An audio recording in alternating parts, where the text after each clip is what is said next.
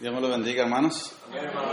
Qué bello es confiar y creer de verdad la palabra de Dios, que concuerda tantas veces que leemos, y cada vez que leemos la palabra de Dios en cualquier libro que leamos, vemos la inspiración del Señor, vemos la concordancia de pasajes que si no lo encuentra aquí la aclaración está en el otro libro, está en el libro, o aunque esté en el Antiguo Testamento, usted encuentra referencias en el Nuevo, y si en el Nuevo tiene ciertas cositas de duda, vaya al Antiguo y ahí encuentra.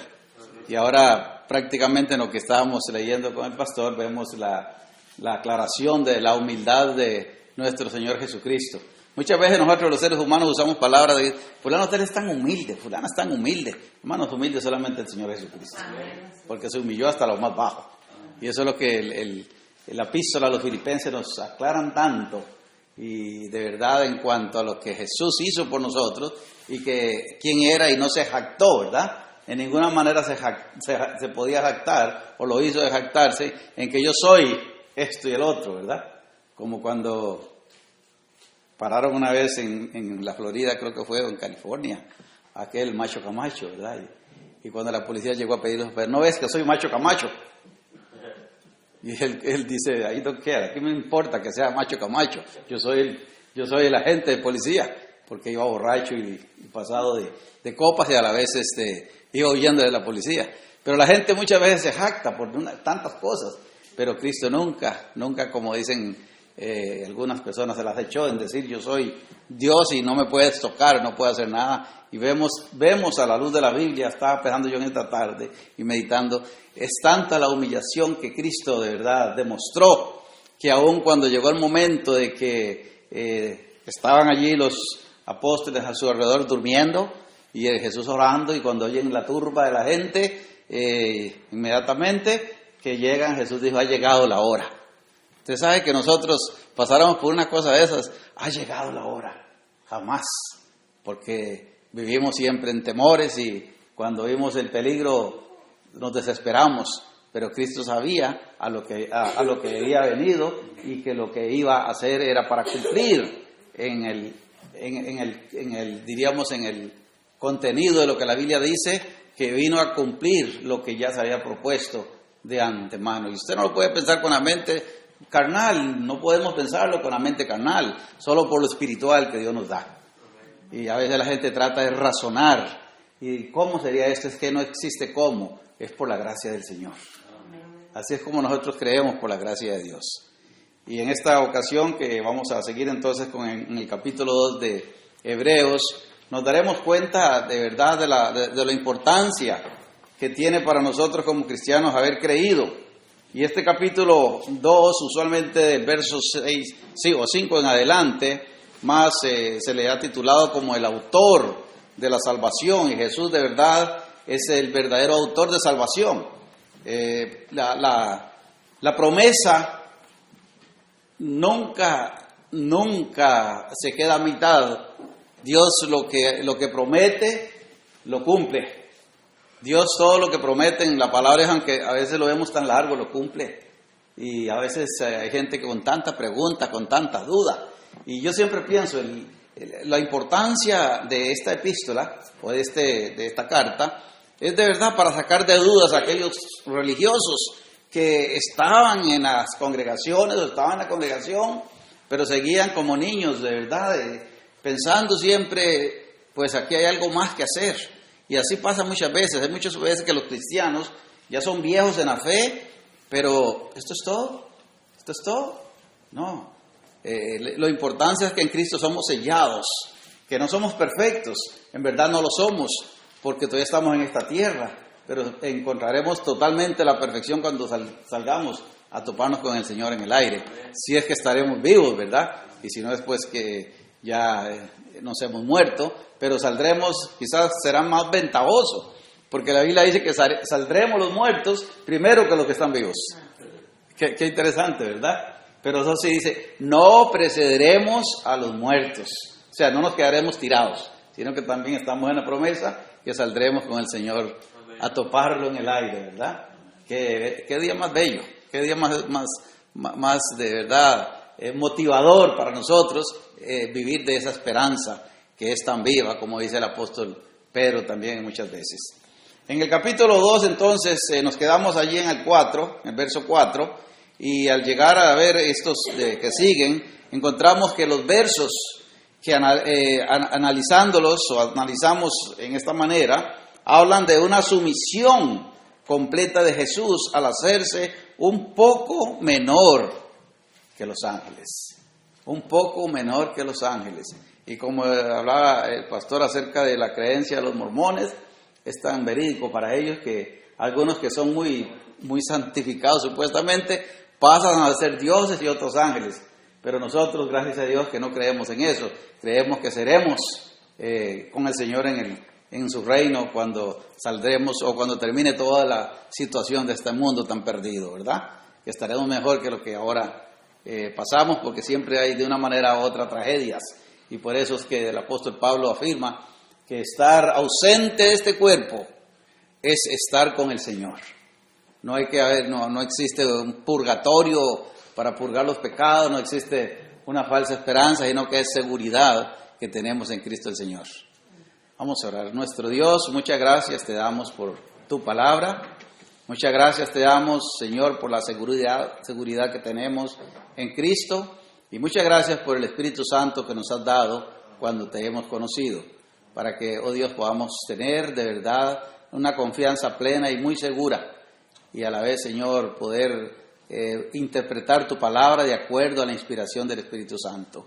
En el nombre de Jesús, guíanos y háblanos en esta noche y podamos, Señor, acercarnos un poquito más a poder comprender la bendición de que Jesús vino aquí a esta tierra con un gran propósito ya destinado desde antes de la fundación del mundo. En Jesús el Señor te lo pedimos, te damos las gracias. Amén. Amén.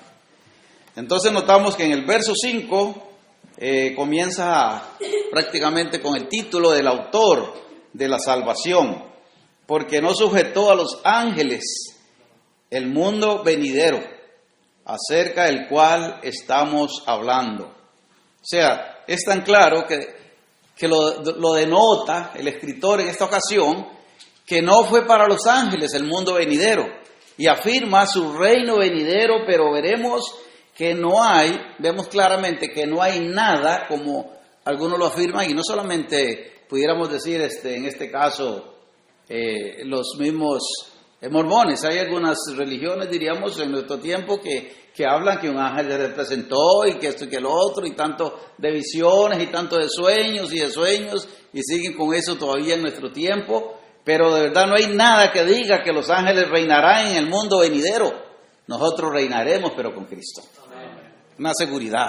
Eso es lo más glorioso que tenemos. Y esa es la expresión del verso 5 cuando dice, no sujetó a los ángeles el mundo. O sea, no es para ellos, no es el propósito para ellos el mundo venidero. Cuando habla del mundo venidero está hablando del reino del Señor, ¿verdad? Cuando estaremos con Él. Ya no tendremos pecado, no tendremos tanto problema que a veces nos enfrentamos en la calle y tanta cosa. Y lo importante es que Jesús, de verdad, por eso se constituye en la Biblia como el autor de salvación, todo. Y superó. Aquí vemos la manera como superó tanto. Y ya estaba diciéndole a unos jóvenes hace unos días que encontramos en Jesús 3 cosas muy importantes en cuanto a la superación, en lo que muchos no entienden. Yo estaba viendo un escrito aquí en estos días en la internet de un gran pastor muy mencionado acá, pentecostal, que él dice que Jesús prácticamente llegó al cielo, veamos cómo lo pinta, llegó al cielo, subió al cielo porque prácticamente no había pecado, no pecó, pero que lo que enreda a él en el caso, y muchos lo creen de esta manera, es que Jesús llega el momento en que prácticamente no peca, porque venía sin la sangre del pecador, mejor dicho, y por eso fue que no pecó. La Biblia dice que la tentación de Jesús fue fácil. Veamos cómo lo pinta. La tentación de Jesús fue fácil, no fueron las tentaciones nuestras. La Biblia dice que eso puede decir él, pero la Biblia dice que fue tentado en todo. ¿En todo? pero no cedió al pecado. Esa es la diferencia, ¿verdad? Entonces yo estaba diciendo a estos jóvenes, mire, Jesús fue tentado tanto por el hambre, por la barriga, ¿verdad? Y a veces en la barriga, como dicen, cuando la barriga está vacía, cuando el estómago está vacío, somos tentados. Y el diablo es astuto. Y esto es lo que está en el capítulo 2 hablando. Vamos a ver varias cositas. De una manera u otra busca la parte débil de nosotros. No busca por la parte más fuerte que usted tiene. Le busca por la parte porque Él no es que es sabio, pero es que nos conoce. Está siempre rodeándonos, dice el apóstol Pedro. Anda rodeándonos, buscando a quién devorar porque conoce nuestras debilidades, ve nuestras debilidades. Y por ahí no nos va a llegar, por ahí no nos va a atacar. Y de esta manera busca la manera de hacerlo caer o busca cómo hacer caer a través del hambre. Busca cómo hacer caer a través de la vanidad. El hambre por los panes, que dice que los puede convertir aquello en panes, las piedras en panes. Puede también lanzarse de una altura, de un pináculo y tirarse del templo, ¿verdad? Y que nada le va a pasar, y con pasajes bíblicos. Así que no nos asustemos que usó pasajes bíblicos.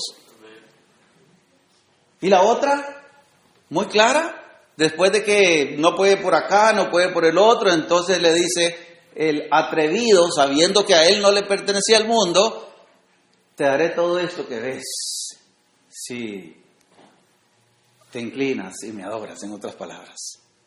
Y el Señor toma las fuerzas de verdad, como Dios humanado, y lo reprende. Vete de aquí, Satanás, porque solo al Señor tu Dios adorarás y a Él solo servirás. ¿Y cuántas veces nosotros somos tentados y quizás quedamos en el vaivén, en el tambaleque, como dicen, y entonces caemos en la tentación y después de eso vienen los grandes problemas? Pero vemos la parte más clara del verso 5 en cuanto a eso, que dice, porque no sujetó a los ángeles el mundo venidero, acerca del cual estamos hablando. Por la duda que había en ellos, prácticamente, por la duda que tenían los hebreos constantemente. ¿Quién tendrá la razón aquí? Hermanos, aquí nadie tiene la razón, la tiene la palabra de Dios. Y esa es la pelea de tantas religiones, las tantas denominaciones, y muchas veces, ¿quién tendrá? Hay gente tan débil, hay gente tan poco conocedor de la palabra de Dios y tan poco entregada al Señor, que viven en una pelea. Y que son religiosos de muchos años y se preguntan, ¿y quién tiene la razón? Es que aquellos dicen esto, los otros dicen el otro del otro, ¿y quién tendrá la razón al fin y al cabo? Nadie tiene la razón, la tiene la palabra de Dios. Y si no creemos en lo que la palabra de Dios dice, entonces estamos problemas, nos metemos en problemas y comenzamos a estar como aquellos hebreos. ¿Qué opina usted? ¿Qué cree usted? Y en esta manera, hasta que llegaron a desconfiar si de verdad Jesús era el verdadero autor de la salvación, porque estaban buscando otras cosas. Creían en Jesús, pero estaban buscando otras cosas, todavía continuando con los antiguos sacrificios y traer los toros al altar y todas esas cosas. Entonces jamás de verdad se habían arrepentido, y ese es el gran problema que puede suceder. El verso 6, pero alguien testificó en cierto lugar diciendo. Y la manera clara que el escritor aquí les está explicando, como un buen maestro inspirado por el Señor, está tan clara. Alguien dijo en una ocasión, está metido en la palabra, hermanos, entre manos metemos, como dijo el hermano Ramiro el domingo, entre manos metemos en la palabra de Dios, aunque usted dice, ya yo leí el libro de Hebreos tantas veces, pero sí, algo encuentro cada vez que voy. Ya yo leí el libro de Filipenses tantas veces, pero cada vez que yo me meto en él, algo más encuentro. Algo más me habla el Señor. Y el escritor aquí, que estaba enseñándoles a ellos, de pronto les dice, bueno, mire, es tan bonita la expresión, pero alguien testificó en cierto lugar diciendo, ¿de quién se refiere? Al rey David. En su expresión, el rey David lo expresa tan rico y tan bonito. ¿Qué es el hombre? Para que te acuerdes de él, o el hijo del hombre para que lo visites. La gracia de Dios es tan grande porque Él ama su obra creadora. ¿Qué ha criado? Ama al ser humano porque es la corona de la creación y no se va a olvidar de Él jamás. La Biblia dice que cuando el ser humano se había corrompido antes del diluvio. Dice que al Señor le dolió haber criado al hombre. Y hubiera sido usted, hubiera sido yo, quién sabe qué hubiera hecho, ¿verdad? Al ver la corrupción que había en la tierra. En este tiempo, mis amados hermanos, en esta época en que vivimos, si Dios juzgara al ser humano, ¿qué no haría? Pero no, porque la gracia sigue extendiéndola. Sigue extendiendo su gracia. Si el Señor no ha venido, a pesar de cómo se ha multiplicado la maldad, no ha venido el Señor porque todavía hay personas que en el 2015 pueden conocer a Cristo como su Salvador personal. Si no, ya hubiera venido al comenzar el año. Y usted quisiera que venga, amén. Yo quisiera que venga el Señor. Muchas veces cuando estamos en las pruebas, cuando estamos en dificultad, dijéramos, Señor, ojalá que aparecieras en esta misma noche o en la mañana. Pero ¿cuántos hay sin Cristo, sin esperanza todavía? Y es por la gracia de Dios. Pero veamos tan claro que en el Salmo 8, cuando se refiere que en una manera clara que viene a la memoria, el Espíritu Santo le inspira al escritor a que diga acerca de esto tan claro, viene a la memoria de él el Salmo 8. Es un salmo prácticamente que es como una recitación de alabanza por lo que el mismo escritor se sentía pecador y dice, ¿quién soy yo para que se acuerde el Señor de mí? Como nosotros dijéramos, Señor, ¿quién soy yo? Anoche me quedé viendo una estrella bastante grande, no es que adoro las estrellas, ¿verdad?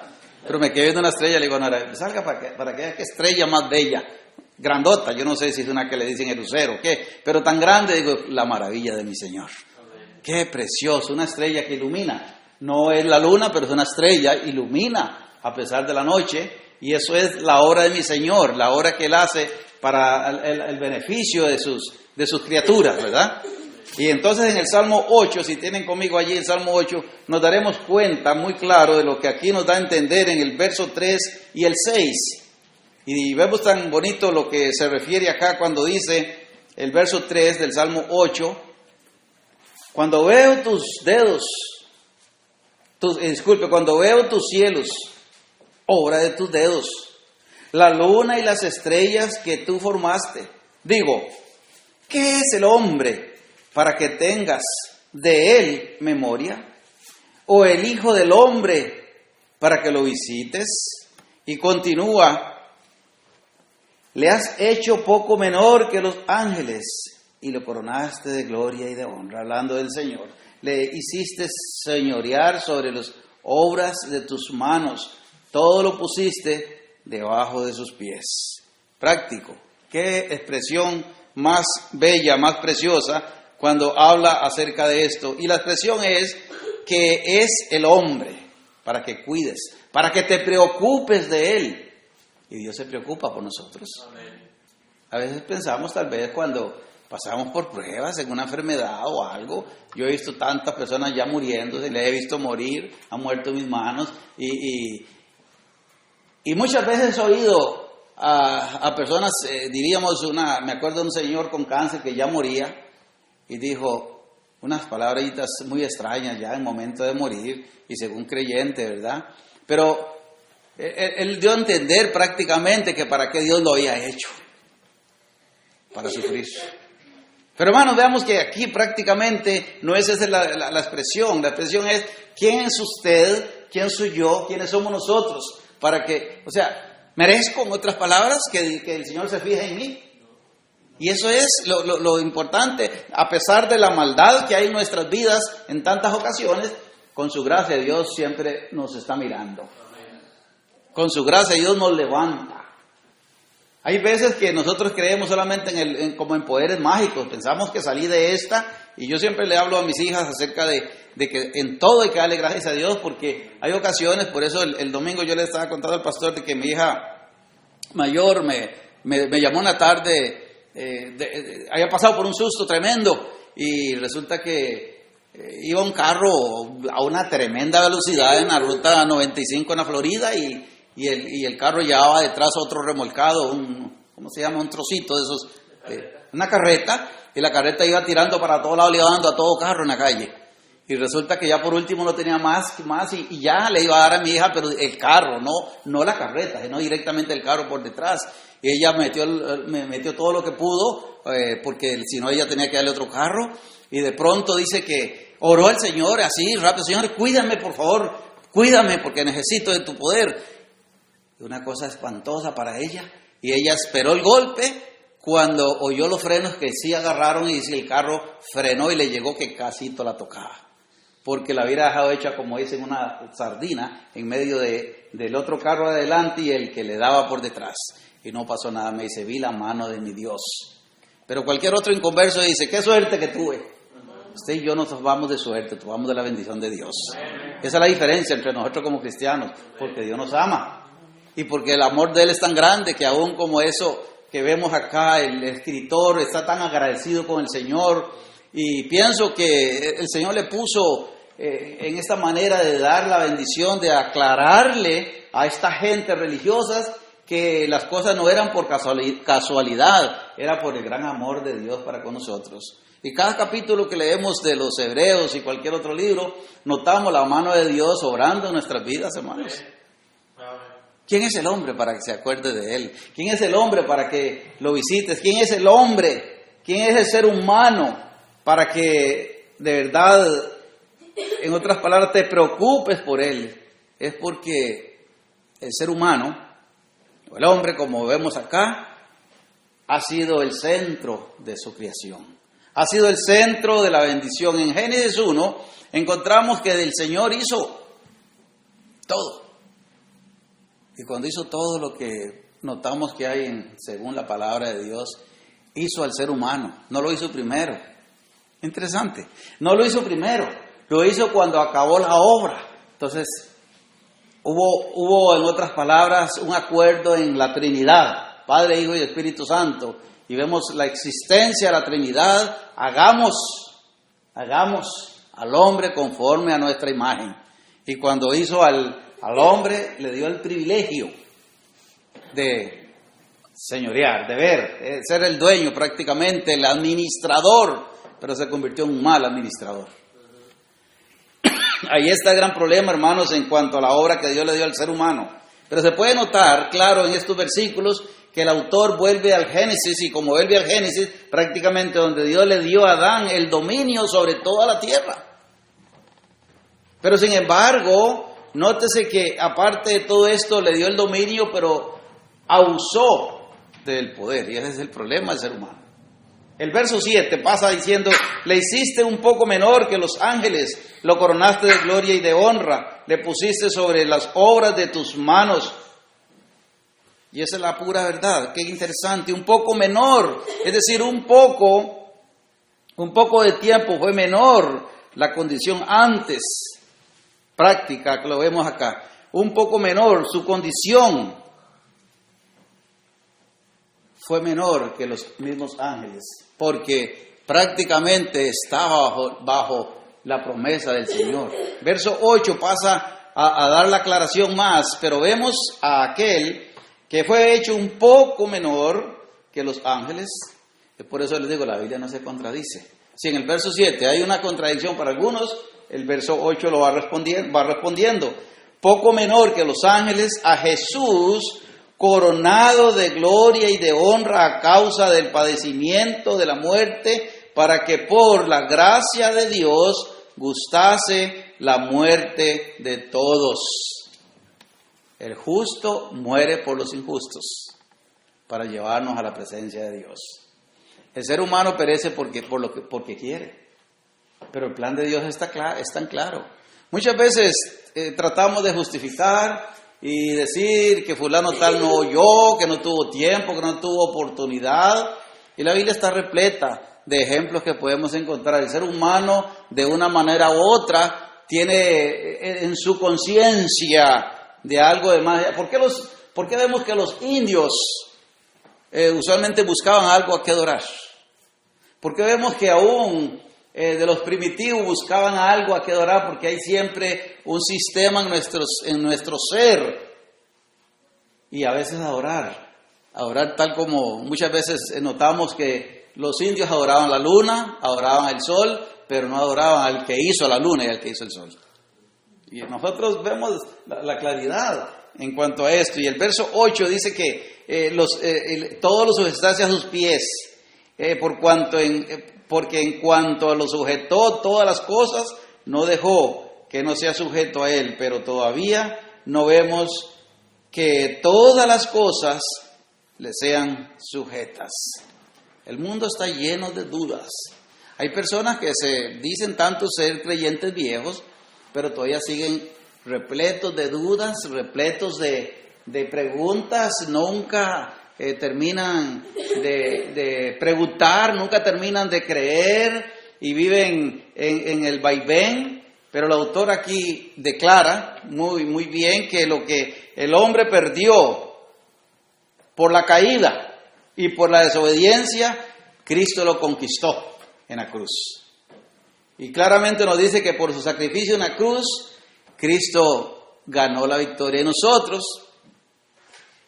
no andamos por vista. Hay personas, hay creyentes que actúan como el mismo inconverso, que dicen yo tengo que ver para creer, y parece que son como primos hermanos de Tomás, ¿verdad? Pero hermanos, la Biblia dice que por fe andamos y no por vista. Por fe andamos y no por vista. En 2 Corintios 5:7 nos da a entender muy claro el apóstol Pablo. Cuando yo me convertí al Señor, yo recuerdo que había una señora que siempre me estaba jalando para una iglesita pentecostal. Y resulta que yo fui como 3 ocasiones, en un domingo por la tarde, los domingos por la tarde. Y entonces oía que muchos trataban de dar testimonio, y los testimonios que daban eran acerca de que vi en estos días, que oí sueños y que tuve sueños, que oí una voz y que aquí, que allá, y la iglesita se dirigía de esa manera. Y yo me regresé y le pregunté a mi pastor, porque yo eran en los mismos días, la señora estaba siempre en la iglesia donde yo me convertí, pero también le gustaba andar picando aquí y allá y allá y acá. Y ella me estaba tratando de llevar para allá para que yo oyera algo diferente. Y entonces el pastor comenzó a explicarme, gracias a Dios, porque tomó el tiempo y empezó a explicarme la palabra de Dios. Y entonces siempre el tema fue, andamos por fe y no por vista.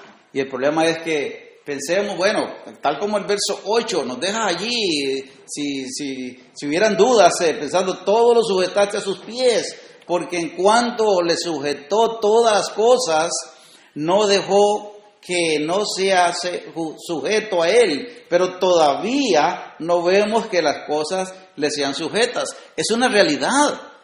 Todavía a nuestra mente vemos que las cosas no son sujetas hasta que el Señor venga a llevar a su iglesia. Veremos de verdad la corona de todo aquello que el Señor sufrió. Actualmente el mundo no, ¿quién va a decir de ustedes que no? El mundo va, como diríamos, de mal en peor. ¿Es cierto? El mundo va de mal en peor, no hay mejoría, hermanos. La tecnología adelanta tanta cosa y que más bien en lugar de usarlo para bendición, se usa para maldición. ¿Cierto? Hay un viejito que ya pasó a estar con el Señor, pero que era mi mano derecha en Nueva York, y decía, cuando Dios le dio sabiduría al ser humano, le dio tanta sabiduría que el ser humano ha abusado. Y de verdad, empezaba a hablar, el teléfono es una gran bendición para muchos, pero para otros es una maldición, la manera que se use. Y ahora más, en aquel tiempo, estoy hablándole de 30 años atrás, pero ahora más con la tecnología como se ha adelantado. Cada día más y cómo se usa, más bien para perversidades y tanta cosa que no se le da el provecho por el cual se saca. Nosotros usualmente usamos orar por los mismos doctores que y en mi oración, y la oración nuestra es cuando alguien está por ser operado, vamos a decir, y que el doctor use las manos de los médicos. Pero muchas veces los doctores mismos abusan del poder que Dios les da. ¿Cuántas veces encontramos a una pandilla de doctores estazando cuerpos y vendiendo los órganos? Y que les sirve, y con esto trato de decir que si le sacan el hígado a una persona, le sacan hasta el corazón, le sacan los pulmones o los riñones, demoran 5 días tal vez en el traslado hasta los países de Asia Mayor y allá los llevan y se los colocan a otra persona. Pagan miles y miles de dólares y vemos frecuentemente cómo aparece esto. En Costa Rica hace un año creo apareció una cadena de doctores que estaban estafando personas de esta manera. Se desaparecía la gente y se los llevaban como si fueran toros, como si fueran vacas. Y les sacaban los órganos, los llevaban para los países de Asia Mayor y agarraron una tremenda cadena de esta mafia. Y así por el estilo notamos, ellos tienen sabiduría porque Dios da sabiduría al ser humano, pero abusan de la sabiduría que Dios les da. Qué diferencia, ¿verdad? Nosotros como creyentes, Dios nos da sabiduría, pero debemos de aprovechar esa sabiduría para la gloria del Señor también. Es interesante lo que Dios ha hecho en nuestras vidas y nunca podemos cesar de dar gracias a Dios por eso tan bello, ¿verdad? El verso 9 y el 10 seguimos viendo que, pero vemos a aquel que fue hecho un poco menor que los ángeles. Vuelve en la repetición del versículo 6 y por allí para abajo también. Menor que los ángeles, a Jesús coronado de gloria y de honra a causa del padecimiento de la muerte, para que por la gracia de Dios gustase la muerte por todos. No fue cosa de que Jesús fue obligado a hacerlo, como algunos también piensan. Por cierto, estaba viendo en estos días en la televisión que están dando una tremenda propaganda supuestamente de la Biblia y yo no sé, otro para el tiempo de Semana Santa, para que la gente como que se acerque más a Dios supuestamente, y no ese es el propósito, es buscar dinero, es buscar que la gente vea para encontrarse más con el dinero, ¿verdad? Pero vean que claro, que nos da a entender en el verso 9, pero vemos aquel que fue hecho un poco menor que los ángeles. El verso 10, porque convenía a aquel por cuya causa son todas las cosas, por él mismo dice, y por quien todas las cosas subsisten, que habiendo de llevar muchos hijos a la gloria, perfeccionase por aflicciones al autor de la salvación de ellos.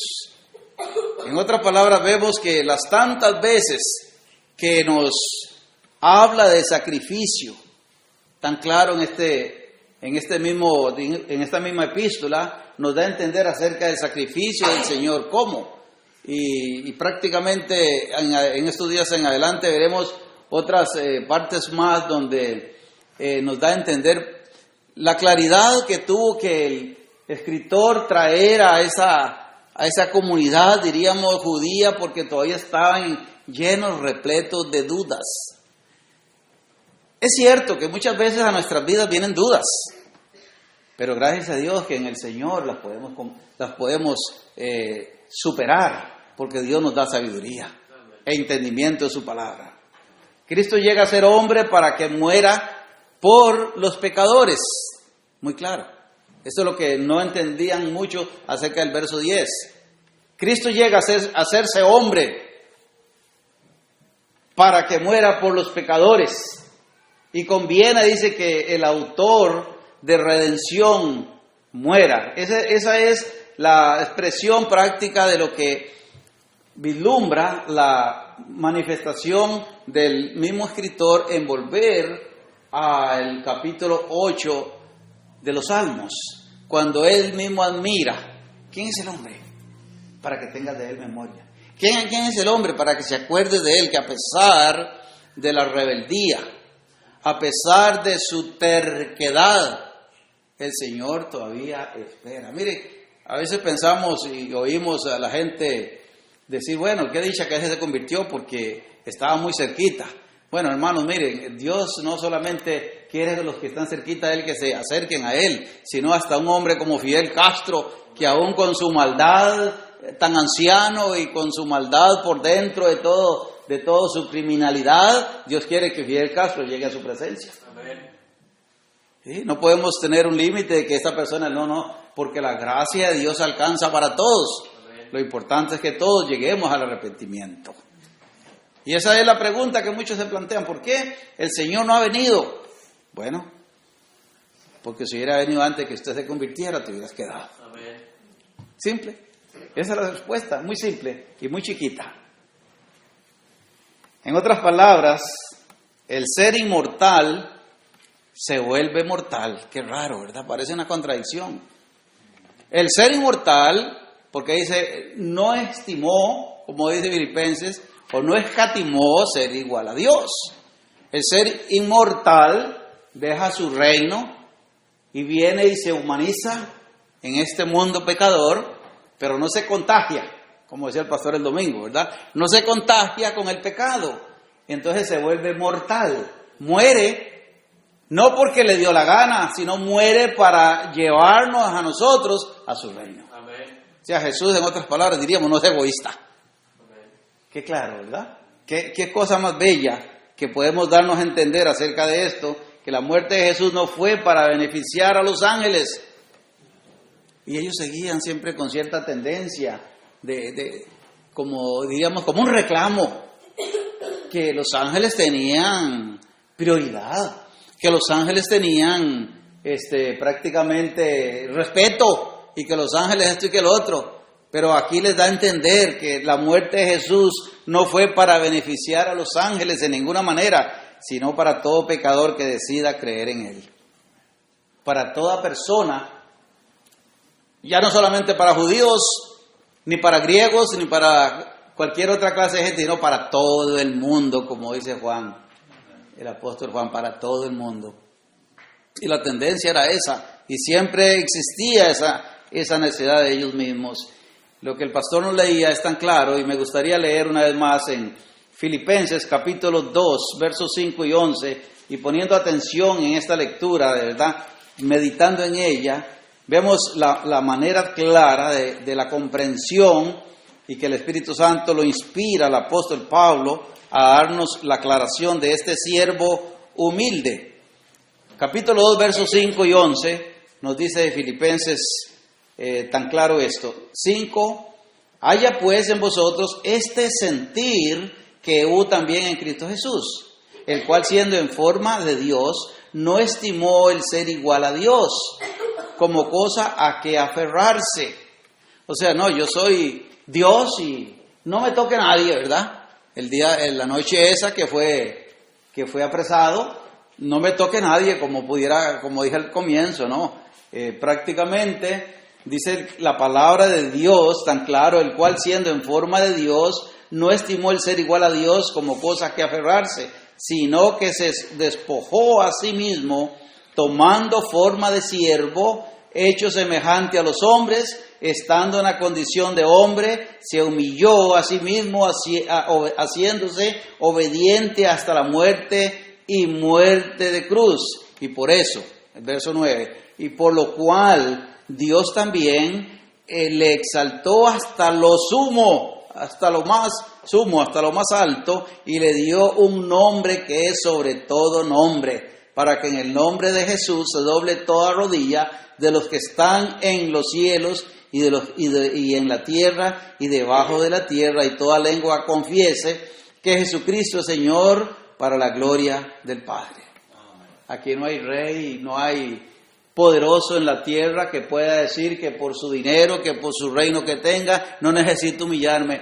Todo ser humano, pobre, bonito, feo, color, raza, todo ser humano, si no se arrepiente, si no busca clamarle al Señor que le perdone sus pecados, se va al infierno. Ay, que las viejitas tan beatas que decían que el rosario en su mano, y ese, me decía mi hija mayor, el gran pecado que a nosotros nos enseñaban y nos engañaban, que esas viejitas que caminaban por las calles con su rosario, dándole las bolitas esas de él y tantas, que esas viejitas iban directo al cielo. Pobres viejitas, las mandaban al mismo infierno, ¿verdad? Porque las engañaban. Gracias a Dios que nosotros conocemos la palabra de Dios. Y ese servo, esa manera, ese servir que podemos hablar, nos damos cuenta que el mismo apóstol Pablo, si aquí nos habla de la humillación, la aclaración tan exacta que tenemos en Isaías 53, que no lo podríamos leer en esta noche, pero Isaías 53 nos habla del siervo sufriente. ¿Quién es? Jesús. No es otro, Jesús. Nadie otro cargó la cruz, nadie otro fue humillado, nadie otro fue tan castigado. y dice, y le menospreciamos, con todo eso le menospreciamos. Cuando conocemos al Señor, yo creo que, según la palabra de Dios, nosotros los creyentes confiamos y creemos que cuando nos arrepentimos y conocemos a Cristo como nuestro Salvador personal, dice la Biblia que se olvida el Señor de todo lo pasado que nosotros hubiéramos cometido. Pero de ahí en adelante, sí, mis hermanos, viene la cuenta nueva. Amén. Es como dice el dicho, borrón y cuenta nueva. Amén. Y ahí en adelante tenemos que darle mucha cuenta a Dios de lo que hacemos si de verdad somos los hijos de Dios. Y aún vemos que en nuestra pasada manera de vivir le menospreciábamos. Y es imposible que ahora como creyentes le menospreciemos. Amén. Por su obra, que no fue una cosa fácil, fue una cosa difícil, pero lo hizo por el amor a nosotros. Amén. Por su gran amor. Se humilló, el siervo que se humilló, es el título del capítulo 53 de Isaías.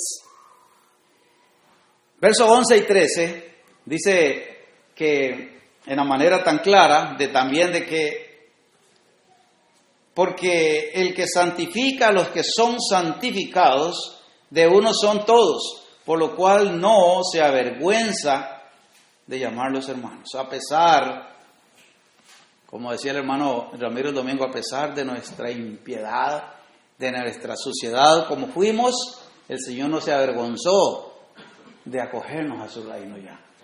El Señor no se avergonzó de lo que éramos por su amor y por su gracia.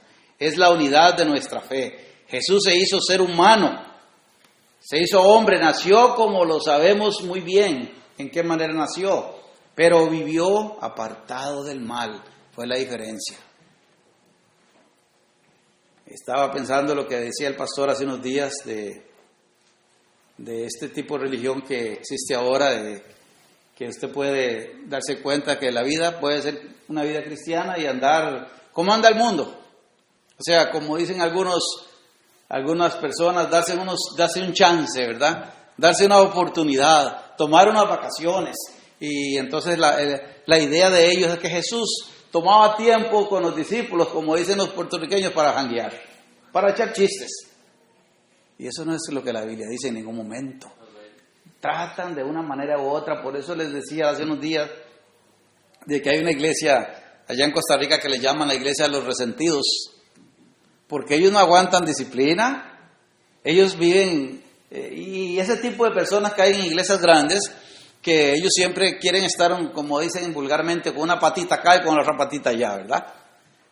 Y resulta que cuando se les viene la disciplina o cuando ven que ellos no pueden participar de ciertos actos en la iglesia por su comportamiento, entonces me voy para allá, porque allí sí todo se recibe. Allí sí la manera de ser ellos es práctica de hacer lo que les da la gana, pero estoy en la iglesia. Y allá ya no, esta gente son legalistas, esta gente son hacia allá, allí no se puede vivir por esto y el otro, pero sin embargo dicen, soy cristiano. Que nadie se meta conmigo porque yo soy cristiano, pero no saben o no han entendido qué significa ser cristiano. Y ser cristiano es un seguidor del Señor. Amén. Y para seguir al Señor hay que seguirlo de corazón. Amén. No como la gente piensa. ¿Cuántas veces oímos tantas religiones que dicen somos cristianos? Imagínense ustedes que en Estados Unidos toda persona que no es católica es cristiano supuestamente. Eso es lo que aparece en toda parte. Bueno, en Nueva York hay un problema que cuando usted llega a un hospital, una de las primeras preguntas que le hacen es ¿qué religión usted tiene? Yo le digo a una señora, a una enfermera, ¿qué tiene que ver la religión con mi salud? Yo vengo porque estoy con un dolor de estómago hace unos años. Sí, pero usted tiene ¿qué religión tiene? Y es que es estricto. No tiene que ver nada la religión con la salud, pero es una necesidad que siempre tiene que estar anotada en su expediente. Y entonces cuando usted no es católico, automáticamente es evangélico o es cristiano. Pero ahí va incluidos toda denominación, y imagínense, ahí incluyen los falsos testigos de Jehová, incluyen mormones, incluyen todo de haber y por no haber. Pero el cristianismo es diferente. El cristianismo que se vive no es decir soy evangélico, soy cristiano porque sigo a Cristo. Y cuando seguimos a Cristo conlleva la verdadera idea de que tenemos que seguir los reglamentos de nuestro Señor Jesucristo. Y esa expresión que nos da a entender aquí en el verso 11, dice, porque el que santifica a los que son santificados, que uno son, o de uno son todos, por lo cual no se avergüenza de llamarlos hermanos, diciendo, anunciaré a mis hermanos tu nombre, en medio de la congregación te alabaré. Y el verso 13 pasa diciéndonos, otra vez yo confiaré en él, y de nuevo, he aquí yo y los hijos que Dios me dio. Y el 14, así que por cuanto los hijos participaron de carne y sangre, él también participó de lo mismo para destruir por medio de la muerte al que tenía el imperio de la muerte, esto es, al diablo mismo. Tenía Jesús un lado prácticamente, como entendemos, o tenía la naturaleza humana, pero también la naturaleza divina. Y es interesante que aquí en este versículo 13 y aún con el 14 lo podemos entender, que lo que Adán perdió, o sea, la oportunidad de Adán, lo que perdió, lo que le entregó al diablo en Edén, Jesús se lo arrebató en la cruz del Calvario. ¡Qué glorioso! Esa es la historia más bella, que prácticamente Adán abusó de la confianza que se le dio. Y lamentablemente por eso es que la muerte continuó, la cadena continuó, pasó a todos, por cuanto todos pecaron. Y el problema es que no es que todos pecaron, es que estamos destituidos de Dios. Amén. Si no hemos conocido a Cristo. Por más bueno, por más rico, por más que camine, está destituido de la gracia de Dios. A veces pienso, ¿verdad? La ignorancia. En Costa Rica usualmente el 15, ¿qué es? El 2 de agosto de todos los años, sea cualquier domingo o lunes, el 2 de agosto es un día supuestamente sagrado, porque es el día más venerado para adorar a la Virgen de los Ángeles. Y la estatua es tan alta que yo puedo decirles que es por lo menos como unos 7 a 8 pies. Más o menos, ¿verdad, hermano? Puro oro. La cosa es que camina mucha gente desde Managua, desde Nicaragua, estoy diciéndoles cantidad, cientos y cientos de kilómetros. Y muchos mueren en el camino. Hay muchos que mueren en el camino, bajo la romería que llaman. Y la gente dice, van a la presencia de Dios porque iban en un acto santo a adorar a la Madre de Jesús. Entonces, hermanos míos, al Señor no se le llega de esta manera por ningún tipo de sacrificio, porque el sacrificio lo hizo nuestro Señor Jesucristo en la cruz del Calvario. Y ya Él ganó aquello que nosotros sabemos que dice que estamos destituidos de la gloria de Dios. Ya no estamos destituidos, somos aceptos en el amado. Lo que era para nosotros perdición, encontramos ser aceptos, que nos aceptó en Cristo el Señor.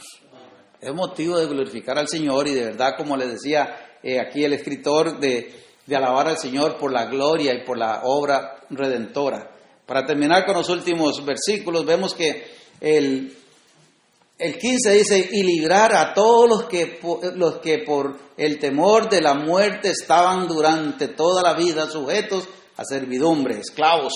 Desde Adán para acá existe la esclavitud del pecado. El ser humano ha pensado que no. ¿Cuántas veces vemos a alguien tirado en la calle y decimos, es esclavo del pecado, pero también aquel que no ha conocido a Cristo está esclavizado del pecado? Aunque sea un rico, aunque vista bien, aunque ande como un rey por la calle, aunque ande en carro del último año, aunque tenga su jet propio, pero lamentablemente está hecho un siervo del pecado, siervo de Satanás. Deja de ser siervo de Satanás hasta que conozca a Cristo como su Salvador personal. Porque ciertamente no socorrió a los ángeles, sino que socorrió a la descendencia de Abraham, por lo cual debía ser en todo semejante a sus hermanos para venir a ser misericordioso y fiel sumo sacerdote en lo que Dios se refiere para expiar los pecados del pueblo. Pues en cuanto a Él mismo padeció siendo tentado, es poderoso para socorrer a los que son tentados. No hay una sola cosa en la cual el Señor no pueda acudir y levantarnos del pecado. La gente siempre trata de echarle la culpa a alguien. Miren, desde que Eva fue la que, como dicen, embarcó a Adán, siempre trata el ser humano. Es que por fulano, por sultano, por el otro. Yo recuerdo cuando estaba chiquito, mi hermano mayor me llevaba 20 años, imagínense. Y yo todavía recuerdo, estando muy chiquito, mi madre murió estando yo muy chiquito, pero cuando mi hermano mayor llegaba borracho, le decía a mi mamá, ya venís con sus tragos.